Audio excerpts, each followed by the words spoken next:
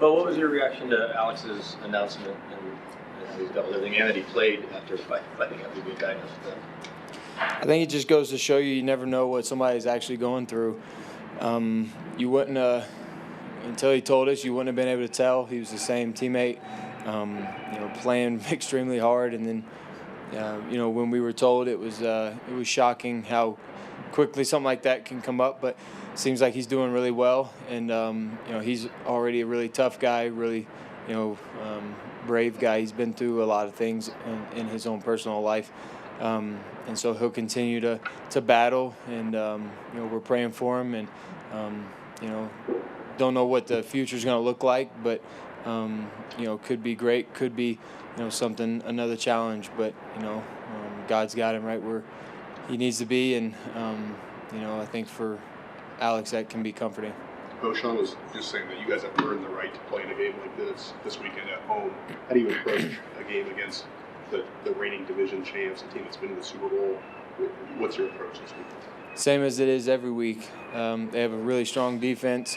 They're going to provide a different challenge than what we've seen, and we got to execute on all levels on offense. We got to run the ball efficiently. We got to do a good job completing passes, getting them in tackling situations, and then sustain drives with third down conversions, and that's going to help out our defense a lot, and then it could help us out just with scoring points, just sustaining drives. We know that injuries are part of the game. When you lose a guy like Marvin or Dobbins, how do you individually deal with that? Is it faith in the system, faith in the backups, or what is it that gets you? Yeah, it's next man up. We practice all year long and go through OTAs and training camp with a lot of different pieces to the puzzle for a reason. And, right now, whatever happens, you never know what the last game is going to present. I feel like everybody that's played this sport's missed a game at some point in their life, and so it's a physical game played by tough people, and so it's going to always present that challenge. But for us, it's next man up, and hopefully you get guys back as soon as possible. We got a great training staff that do a really good job with guys that get injured and bruised, and for us it'll be good to get these guys back as we go along, but we also love our the guys in the room backing them up. Feel like they're going to do a great job for us.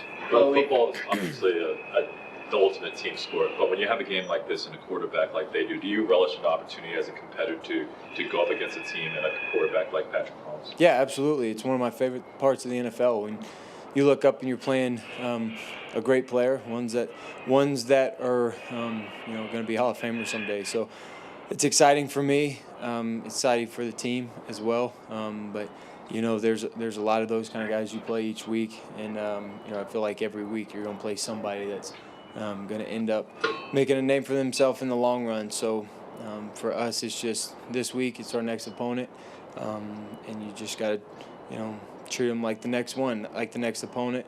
Don't make it bigger than what it is, and just go out there and continue to do what we've been doing the last several weeks and just find a win. Well, when you're 9-2 and have won 7 straight games, how much joy are you playing with right now? Or is it so much of a grind that it kind of steals some of the joy of that kind of accomplishment? Well, I think it's great to win games. Honestly, it keeps you confident, excited throughout the week, because it's a lot tougher to lose these games when you have things to work on, as opposed to winning them and knowing that you got things to work on, but you're winning games, and so you have a really good team to begin with because you're finding ways, and then when it starts clicking for you, it's going to be that much better. So we probably take for granted winning the games because we're not, it's not aesthetically pleasing, or it's not as good as we want it to look, but at the end of the day, you play to win, and a win is the only thing that's going to matter in weeks to come. They don't care about stats, they don't care about what it looked like, or if the offense or defense played well. They just care if you won.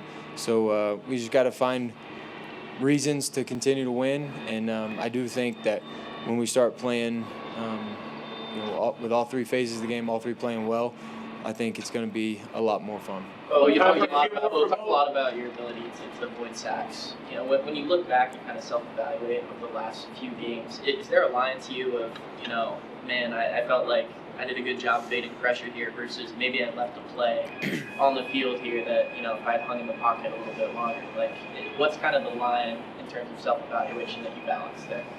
Well, I think it's the toughest part of our job, to be honest with you, because it's you know, moving around, running, it can be a pain for the defense. But at the same time, if you leave when something's open, or if you don't leave when you had it and you could have run for something and instead you try to throw it and force it, that's the toughest part of our job. And you can evaluate it, you go back and look, but point being, you never see the same play twice, and you're always going to have a different pocket, different route, different scheme, different defense. And at the end of the day, you're just making battleship decisions out there, and it's going to be quick reactionary decisions. And sometimes you just got to rely on your reaction and trust it. And you know, I think the biggest thing is, you know, everybody wants to always question it, and you know, you can overthink it, and you know, that's just takes away from playing the game and playing the position. So, you know, we're all here for a reason. We all, you know, rely on our instincts, and for me, it's just continuing to do that and making the next best play. Do you feel like you have been overthinking it at times? Can you talk about that? No. Well, you talked about next man up with RJ Harvey potentially getting more opportunity this week. Sean said that earlier. Oh, well, what gives you confidence in him not only stepping up to continue to be a good receiver out of the backfield, but a runner too? Well, it's just you got to rely on what he's done in the past. He was a great runner in college. Already had some really good runs this year. And so, honestly, the more carries he gets, probably the better he'll be. We know what he can do out of the backfield, but, you know, we're excited to see him. You know, I guess situation calls for him to, you know, take the next step. And, you know, he looked really good today at practice. And I think you just see the confidence growing more and more each week. And for a young guy, that's all it comes down to is confidence, believing that you belong here, knowing that you're the best player on the field, and you can go out there and show it. And I think he's just going to continue to find his way, whether that's running or catching, blocking, doesn't matter. I think he's a great team player. He's going to find a way to get it done for us. Last one, Troy. When you left Auburn to Oregon, you proved people wrong. Maybe it sold stock on you in both those years there. When you got drafted, very similar here. A lot of people said, well, why'd they take you that high? The noise has gotten a little loud around you, fair or not, with the way the offense has performed, not the winning. What is it about you that you're able to withstand kind of the criticism? I know you don't care about whether it comes from me or someone, but how are you able to weather those storms and get through it? And it seems like any time you get questioned or doubted, that when you've been in the past. That's a great question. You know, for whatever reason in life and in football, you know, people think that we have this opportunity to doubt or question or hype up or tear down, you know, these guys. And it's really in sport in general. You know, we make this entertainment business a lot bigger than what it is, and we forget that, you know, everybody's just out here having a good time, having fun, doing the best they can.